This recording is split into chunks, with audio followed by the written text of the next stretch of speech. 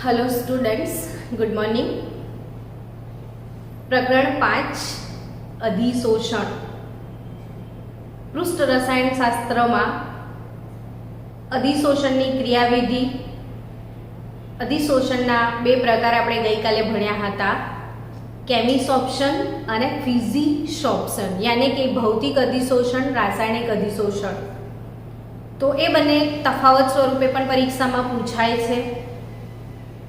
ए बंनेना तफावतना मुद्दा तमने मैं 3-3 વાર લખવા આપ્યા હતા, એ મોડે કરી નાખજો ને આજનો ટોપિક બહુ જ મજાનો ટોપિક છે જે આપણે શરૂ કરવા જઈ રહ્યા છીએ। એ ટોપિકનું નામ છે અધિશોષણ સમતાપ વક્ર। શું નામ છે? અધિશોષણ સમતાપ વક્ર। તો આ અધિશોષણ સમતાપ વક્ર એટલે શું? तो मैं नक्की राख्યું છે કે અચળ તાપમાને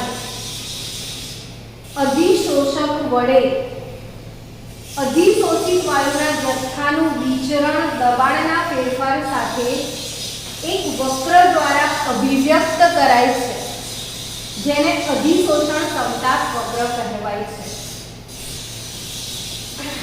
અચળ તાપમાને अधिशोषक वडे अधिशोषित वायुना जथ्थानुं विचरण दबाणना फेरफार साथे एक वक्र द्वारा अभिव्यक्त कराय छे। आ शुं कहेवा मांगे छे समजीए आपणे पहिला तो कि x/m आने आपणे कहेता होईए छीए अधिशोषण नी मात्रा। आ x/m શું છે? અધિશોષણની માત્રા। હવે આ અધિશોષણની માત્રા કઈ રીતે શોધવામાં આવે છે એ સમજીએ। તો આ x એટલે શું? તો કે જ્યારે કોઈ ધાતુ પર या तो चारकोलનો ટુકડો લીધો આપણે, तो चारकोलના टुकड़ा पर कोई वायुનું या तो द्रावणનું अधिशोषण चालू थाय। चारकोलના टुकड़ा पर कोई वायुનું अधिशोषण चालू थाय। समझो कि आ चारकोलનો टुकड़ो छे, एना पर वायु भरेलो छे અને આ ચારકોલના ટુકડા પર જ્યારે વાયુનું अधिशोषण चालू થઈ રહ્યું છે ત્યારે શરૂઆતમાં કેવું હશે કે अधिशोषण થશે। શરૂઆતમાં આ વાયુનું ચારકોલના ટુકડા પર अधिशोषण થશે, પછી ધીરે ધીરે ધીરે ધીરે ધીરે ધીરે આ ચારકોલનો ટુકડા પર પૂરતી માત્રામાં વાયુ શોષાઈ જશે, પછી શોષાવાનું બંધ થઈ જશે એવું આપણને લાગે છે। બીજું ઉદાહરણ આપો કે સ્પંજ લઈ લો। સ્પંજ તમે રાખ્યું છે ને આજુબાજુની સરફેસ પર તમે થોડુંક પાણી મૂક્યું છે અને એમાં સ્પંજ મૂક્યું છે, તો એ જે પાણી છે એ સ્પંજની અંદર શોષાય છે। પાણી જે છે એ સ્પંજની અંદર શોષાય, બરાબર? શરૂઆતમાં સ્પંજ એકદમ ડ્રાય છે તો એ પાણી શોષાવાનો જે વેગ છે એ સારો એવો વધારે હશે। પછી હજી થોડું પાણી નાખ્યું, એ શોષાયું, હજી થોડું પાણી નાખ્યું, શોષાયું, એમ કરતા કરતા કરતા સ્પંજ પાણીથી આખે આખું સંતૃપ્ત થઈ જાય છે। બહુ બધું પાણી શોષી લે પછી પાણી શોષશે? તો તમારો જવાબ હશે ના, કે હવે નહીં શોષાય, હવે બહુ થઈ ગયું, એમાં ખાસું બધું પાણી આવી ગયું, એ સંતૃપ્ત થઈ ગયું।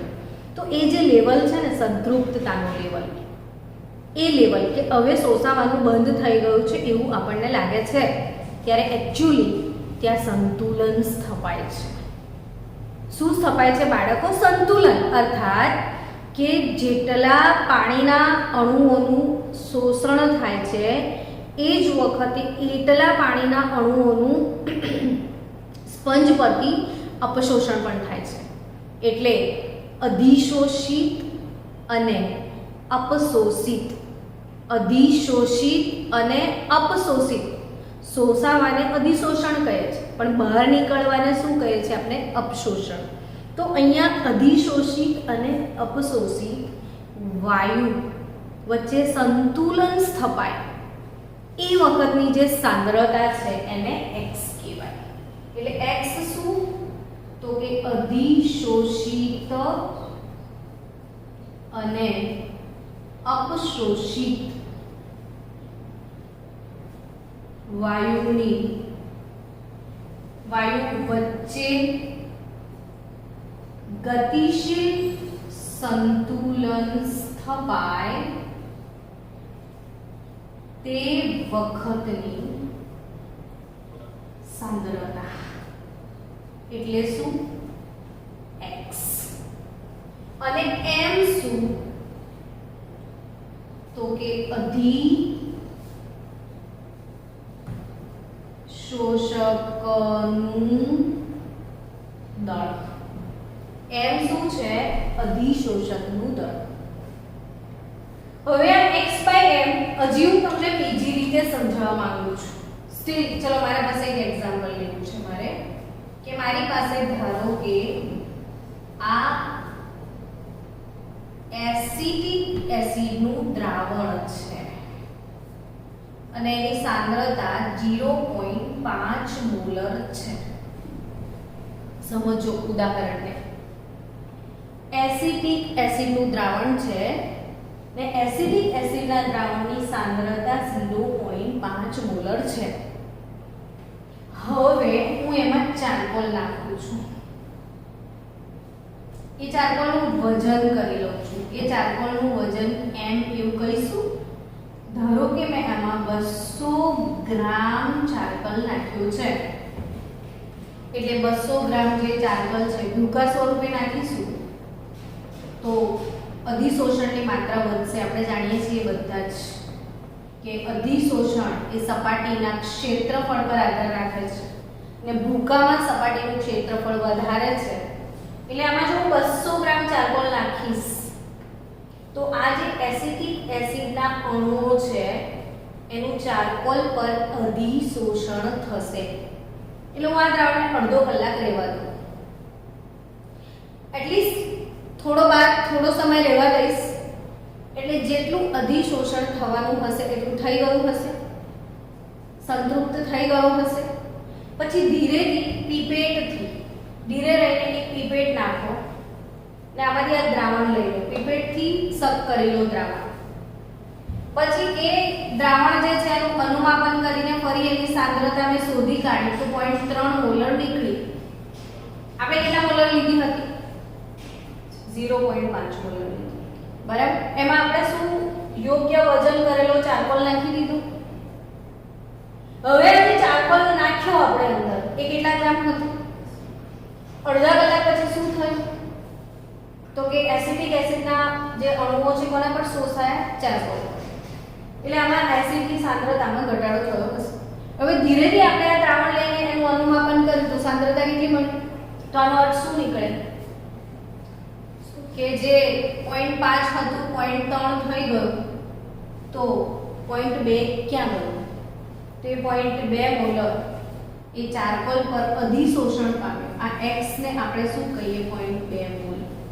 સમજ્યા તમે બાળકો? એટલે આ x એ શું? તો કે અધિશોષિત અને અપશોષિત વાયુ વચ્ચે સંતુલન સ્થપાય તે વખતની સાંદ્રતા. અને m શું છે?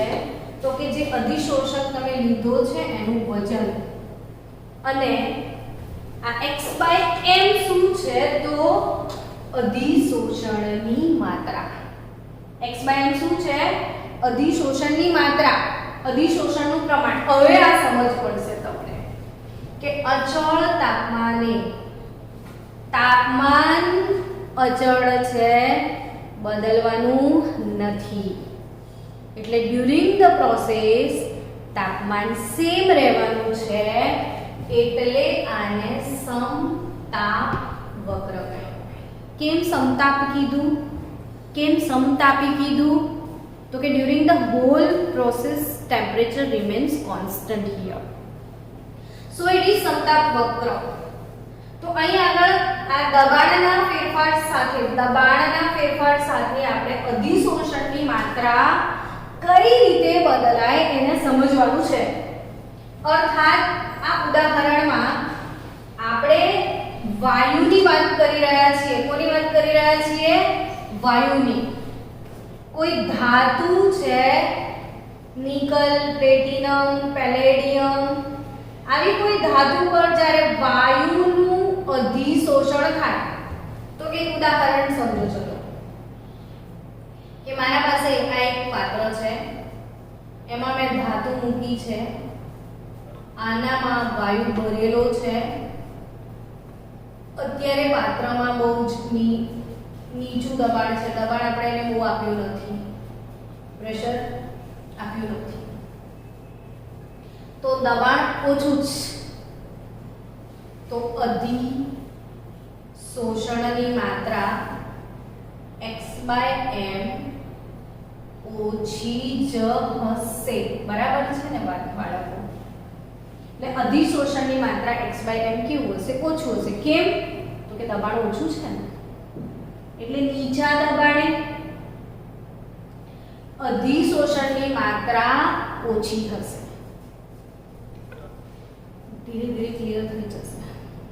પૂછ કર્યું છે કે તો અહીંયા નીચા દબાણે અધિશોષણ x/m ઓછું જ હશે, રાઈટ? પણ ધીરે ધીરે દબાણ તમે વધારતા જાઓ, પ્રેશર આપો છો. એટલે સમજો કે તમે પ્રેશર જેમ જેમ આપી રહ્યા છો, પિસ્ટન જેમ જેમ નજીક આવતો જશે, હું છેલ્લા પોઈન્ટ પર લઈ દઉં છું, તો બધા જ વાયુઓના કણો ભેગા થઈ જશે.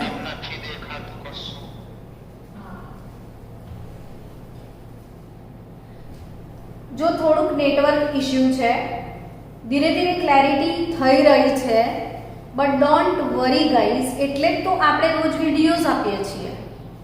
એટલે તમારે જો વચ્ચે થોડા ઇશ્યુ આવ્યા હોય તો વિચારજો.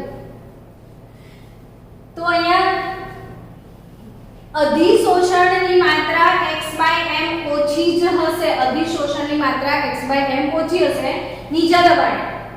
જેમ જેમ દબાણ વધારો છો,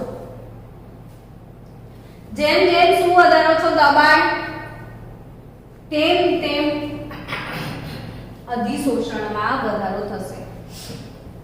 એટલે આપણે અધિશોષણ નો દબાણ સાથેનો સંબંધ આપણે સમજવા જઈ રહ્યા છીએ.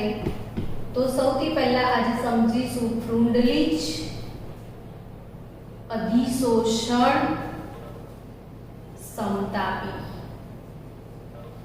1909. તો ફ્રુન્ડલીચે શું સમજાયું આ બોસ કરીને? ફ્રુન્ડલીચ અધિશોષણ સમતાપી. ફ્રુન્ડલીચ અધિશોષણ સમતાપી વક્ર એટલે શું સમજીએ? તો કે આ અક્ષ પર બતાવે છે x/m અધિશોષણની માત્રા, અને આ અક્ષ પર બનાવે છે દબાણ P. તો આપણે શું સમજીએ હમણાં કે આ ટુકડા છે, આ વાયુ છે અને આ પિસ્ટન છે, તો દબાણ વધારીશું ને તો વાયુના અણુઓ નજીક આવતા જશે ટુકડાની. દબાણ વધારવાથી વાયુના અણુઓ નજીક આવશે, અને નજીક આવશે તો અધિશોષણની માત્રા વધશે. એટલે જેમ જેમ દબાણ શરૂઆતમાં વધશે તેમ એમ અધિશોષણ વધશે, પછી એક લેવલ સુધી પહોંચ્યા પછી અચળ થઈ જશે. આપણે શરૂઆતમાં જેમ જેમ દબાણ આપીશું અધિશોષણ વધ્યું, હજી દબાણ આપ્યું અધિશોષણ વધ્યું, પણ પછી જ્યારે સંતૃપ્ત થઈ ગયું, શોષાવાનું હતું એટલું શોષાઈ ગયું, પછી ક્યાંથી વધે? પછી ના વધે. એટલે ઊંચા દબાણે આ ગ્રાફ અચળ થઈ જાય છે. હવે આપણે તાપમાન નીચું રાખીએ. ધારો કે અહીંયા 273 કેલ્વિન તાપમાન છે. હવે જો તાપમાન બદલીએ, તાપમાન અચળ રાખવાનો મતલબ શું? કે આખા પ્રયોગ દરમિયાન અચળ હતું. હું બીજી વાર પ્રેક્ટિકલ કરું અને ફરી તાપમાન વધારું. ધારો કે મેં 244 કેલ્વિન કર્યું,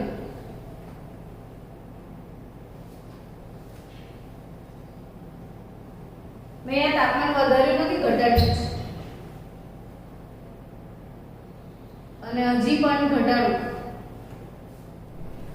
ધારો કે 195 કેલ્વિન છે આ, તો અહીં તમને બીજી એક વસ્તુ શીખવા મળી છે કે આ તાપમાન અહીંયા નીચું છે ને અહીંયા તાપમાન ઊંચું છે, એટલે જેમ જેમ તાપમાન ઘટાડ્યું ને એમ એમાં ઉપર ગયું, એટલે અધિશોષણની માત્રામાં શું થયું, વધારો થયો કે નહીં? કેમ એવું થયું? તો કે સમજો, અધિશોષણની જે ઘટના છે ને બાળકો, એ ઉષ્માક્ષેપક છે. ક્યારથી તમને આવું શીખવું છું કે અધિશોષણની જે ઘટના છે એ ઉષ્માક્ષેપક ઘટના છે. ક્લિયર થઈ ગયું? બહુ સરસ. તો અધિશોષણની ઘટના કેવી છે? ઉષ્માક્ષેપક. તો આ ઘટના જે ઉષ્માક્ષેપક છે એમાં તમે ભણ્યા છો લ શટેલિયરના સિદ્ધાંત પ્રમાણે ઉષ્માક્ષેપક ઘટના એટલે સમજો કે ઉનાળો, જે ગરમી બહાર ફેંકે છે, ઉનાળામાં તાપણું કોઈને ના ગમે, ઉનાળામાં એસી ચાલુ કરો તો મજા આવે, અર્થાત કે પ્રક્રિયા ઉષ્માક્ષેપક છે, એના પાસે વધારે ઉષ્મા છે જે બહાર ફેંકે છે ને એને હજી તમે તાપમાન વધારો તો એને પ્રતિકૂળ અસર થાય. એટલે અહીંયા સમજો કે ઉષ્માક્ષેપક પ્રક્રિયાને તાપમાન નો ઘટાડો અનુકૂળ આવે, તાપમાનનો ઘટાડો અનુકૂળ આવે, કારણ કે અધિશોષણ ઉષ્માક્ષેપક ઘટના છે, એટલે જેમ તમે તાપમાન નીચું કરો એમ અધિશોષણની માત્રા વધે, એટલે નીચા તાપમાને અધિશોષણ બહુ જ સારું થાય. અને ગ્રાફ પરથી ક્લિયર દેખાય છે. જો આ નીચું તાપમાન છે, આ ઊંચું તાપમાન છે. એનીવે આપણે ફ્રોન્ડલી અધિશોષણ સમતાપી તરફ વધીએ આગળ, કે આ જે સમતાપી છે શું બતાવે છે કે શરૂઆતની ઘટનામાં જુઓ આટલા સુધી કે દબાણ વધતું ગયું, અધિશોષણ વધતું ગયું, પછી એક લેવલ પછી એ અચળ બની જાય છે. ઊંચા દબાણે આ સમતાપી વક્રનો કોઈ અર્થ રહેતો નથી. એટલે એવું કહી શકાય કે ઊંચા દબાણે અધિશોષણ એ દબાણથી સ્વતંત્ર છે. ઊંચા દબાણે દબાણ પર આધાર રાખશે નહીં, નીચા દબાણે જ દબાણ પર આધાર રાખશે. તો આ અધિશોષણ સમતાપીને ગાણિતિક રીતે કઈ રીતે રજૂ કર્યું હતું ફ્રુનલીચ અંકલે એ સમજીએ. તેમણે કીધું કે x/m, આપણે ચર્ચા કરી x/m એટલે અધિશોષણની માત્રા છે ને આ અધિશોષણની માત્રા x/m ચલે છે p⁻1/n, અને આ 1/n જે છે અહીંયા n should be greater than 1. n ની કિંમત 1 કરતા વધારે જ હોવી જોઈએ, એટલે n મોટો છે 1 કરતા, અર્થાત આ n જે છે ને એ ઓલમોસ્ટ 0.1 થી 0.5 ની વચ્ચે હોવો જોઈએ. આ 0.1 થી 0.5 ની આજુબાજુ હોય તો મતલબ કે અહીંયા n greater than 1 હશે. તો આ 1/n ની કિંમત 1.5 થી 1.1 થી 0.5 ની વચ્ચે આવે, એટલે આ કિંમત n greater than 1 હોવો જોઈએ. એટલે 1/n ની કિંમત આની રેન્જમાં પડી જશે. તો અહીંયા x/m ચલે છે p⁻1/n, જ્યાં n greater than 1. તો હું આ ચલન નીકાળી દઉં તો ઇઝ ઇક્વલ ટુ, ને ચલન કાઢો તો કોઈને કોઈ અચળાંક આવે k p⁻1/n. હવે આ જે છે એ k અને n આ શું છે તો કે અચળાંક છે. k અને n શું છે? અચળાંક છે k અને n. અને આ બંનેને અધિશોષક અને વાયુના સ્વભાવ પર આધાર રાખે છે. k અને n અચળાંકો છે અને એક અધિશોષક વાયુના સ્વભાવ પર આધાર રાખે છે. એટલે અહીંયા મોડે કરી લો બાળકો મનમાં મેમરાઇઝ કરો કે x/m ચલે છે p⁻1/n. આ ફ્રુન્ડલી જ અધિશોષણ સમતાપી છે. x/m proportional to p⁻1/n. તો ચલન નીકાળો તો k આવે અચળાંક. સો x/n = k p⁻1/n. એટલે k અને n શું છે? અચળાંક. હવે આપણે જ્યારે પણ કોઈ ગાણિતીય આવી રીતે સમીકરણ રજૂ કરે એમાં અચળાંકો આવતા હોય તો એની કિંમત પણ આપણે જોઈએ. જો અચળાંકોની કિંમત આપણી પાસે ના હોય તો આપણે આમાં કિંમતો મૂકીને એનું પ્રમાણ કઈ રીતે જાણી શકીએ? તો આ અચળાંકોની કિંમત k અને n કઈ રીતે શોધવાની હોય છે? તો તમને એક વાત સમજાઈ દઉં કે ગણિત શું કહે છે કે y = mx + c સમીકરણ હોય તો આ સમીકરણનો આલેખ દોરવામાં આવે તો એ સુરેખા મળે છે. y = mx + c નો આલેખ કેવો હોય? સુરેખ હોય. હવે જો સુરેખ ગ્રાફ હોય તો y અક્ષ પર હંમેશા y લેવાનું. y અક્ષ પર y ની કિંમત, x અક્ષ પર x ની કિંમત. ગ્રાફ સુરેખ છે ધારો કે, તો આ જે ગ્રાફ આવો સુરેખ આવ્યો અને આપણે લંબાવીએ તો આ પોઈન્ટ પર જે મળે એને આંતરછેદન કહેવાય. શું કહેવાય? આંતરછેદન. આ પોઈન્ટને આપણે આંતરછેદન કહીશું. એ લોકોની સ્ક્રીન થોડી કામ કરો. આ પોઈન્ટને શું કહીશું બાળકો? આંતરછેદન એવું કહીશું. તો આ આંતરછેદન છે. y અક્ષ પર y, x અક્ષ પર x. ગ્રાફને લંબાયો છે. આંતરછેદન એટલે કોની કિંમત આવે? c. તો આટલી જે કિંમત મળશે તમને ગ્રાફ પેપરમાં, આટલી જે વેલ્યુ તમે ગ્રાફ પેપરમાં શોધશો એ c ની કિંમત બતાવે છે. ગ્રાફ જ્યાં છેદે છે ઉદ્ગમ બિંદુથી આ છેદ બિંદુ સુધીની જે કિંમત ગ્રાફ પેપર પર મળે એને આંતરછેદન c કહેવાય. એ c ની કિંમત બતાવશે. અહીંયા જે પણ c હશે તે. અને જો હું આનો આ સુરેખાનો ઢાળ ટેન્જન્ટ શોધું છું, ઢાળ શોધીએ છીએ તો ઢાળ પરથી હંમેશા m ની કિંમત મળે છે. ઢાળ શું બતાવે છે બાળકો? m. એટલે આ જે સંબંધો છે આ સંબંધોને સમજો કે y અક્ષ પર y, x અક્ષ પર x. આ સુરેખા છે જેનો ઢાળ એ m બતાવે છે અને આંતરછેદન c બતાવે છે. હવે આપણે આ સમીકરણને ગમે તેમ રીતે જો આ સ્વરૂપમાં લાવી દઈએ તો આપણને અચળાંકો મળી જશે. તો આપણે શું કરીએ? બંને બાજુ log લઈ લઈએ. તો log x/m = log k plus log p⁻1/n. જાણતા જ હશો ને તમે બાળકો કે log a * b થાય તો એનો અર્થ શું નીકળે?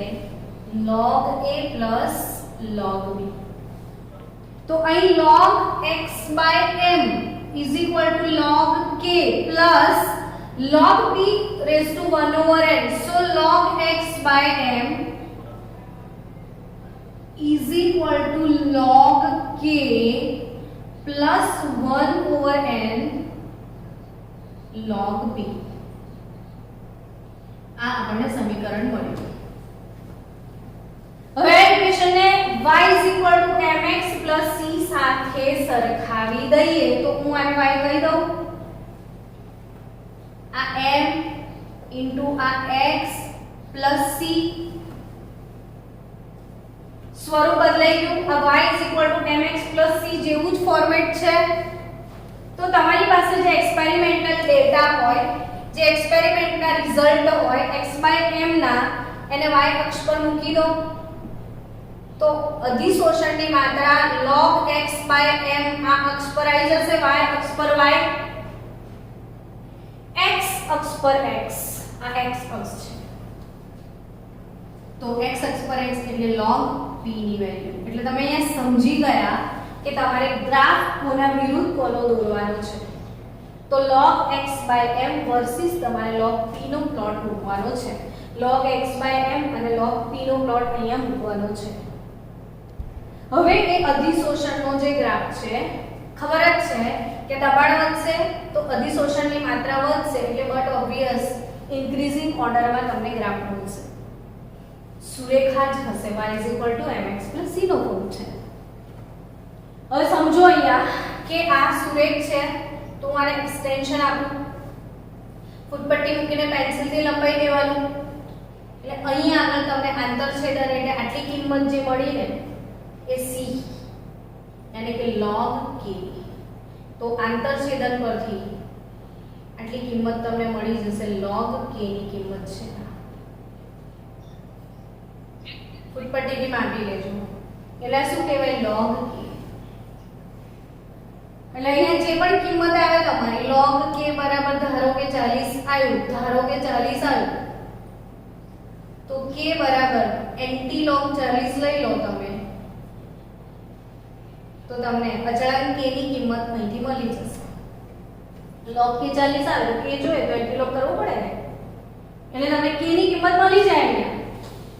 હવે આપણે આલેખનો ઢાળ શોધતા આવડવું જોઈએ. અહીંયા તમારે લાઈન ડ્રો કરવાની એટલે આટલી કિંમત અહીંથી મળી જશે. આ ટેન્જન્ટ એટલે આટલી કિંમત અહીંથી મળી જાય. tan થીટા લઈ લેવાનો. તો અહીંયા ટેન્જન્ટની વેલ્યુ નીકાળી દો. a બાય b અહીંયા a b કંઈ પણ આપી દો ને a બાય b સામેની બાજુ છેદમાં પાસેની બાજુ. એટલે a બાય b ટેન્જન્ટ નીકાળી દો તો ઢાળ મળી જશે અને ઢાળ બરાબર 1/n here. ઢાળ એટલે m, અહીંયા m એટલે 1/n. તો તમારે n ની કિંમત જોઈતી હોય તો જે ઢાળની કિંમત આવે છે 1/ઢાળ કરી દો એટલે અચળાંક n પણ મળી જશે. ને અહીંયા એન્ટી લોગ કરી દેશો તો તમને k પણ મળી જશે. એટલે આ જે ફ્રુન્ડલીજ અધિશોષણ સમતાપી છે એમાં અચળાંક k અને n ના વેલ્યુ કેવી રીતે આવશે તો તમારે અહીંયા કોના વર્સિસ કોનો પ્લોટ મૂકવાનો છે, સમજવાનું છે કે log x m વિરુદ્ધ log t નો ગ્રાફ દોરવાનો છે. તો log x m વિરુદ્ધ log t નો ગ્રાફ. હવે આ જે ગ્રાફ તમને મળ્યો, આ ગ્રાફ પરથી k અને n ની કિંમત મળી ગઈ, પણ આ કુંડલી જ અધિશોષણ એની મર્યાદાઓ છે કે ઊંચા દબાણે આ સમીકરણ દબાણથી સ્વતંત્ર બની જાય છે. ઊંચા દબાણે અધિશોષણ દબાણથી સ્વતંત્ર બની જાય છે. એ આપણે અનુભવથી કહીએ છીએ. આપણે ફીલ કરી રહ્યા છીએ એ, પણ એની ગાણિતિક પ્રૂફ આપણા પાસે નથી.